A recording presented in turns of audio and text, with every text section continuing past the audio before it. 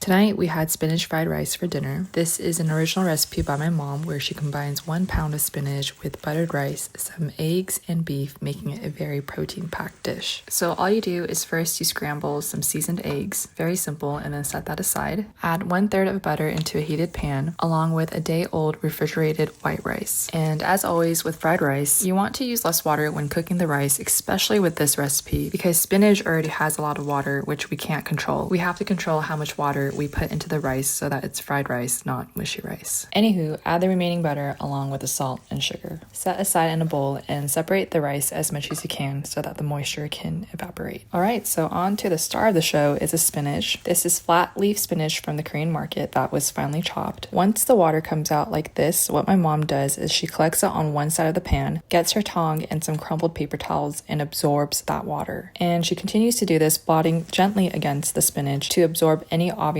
water bubbles. So you can see here she's grabbing a new paper towel, crumbling it, and gently wiping against the spinach until it looks like this. No excessive moisture, but not too dried out. The buttered rice can now be added back in. Mix the spinach and the rice together so that it's fully incorporated, and then add in juyu, which is like an umami soup base, but make sure you use the Japanese version by Cooking. The American version is for the American palate, and it just doesn't taste as good.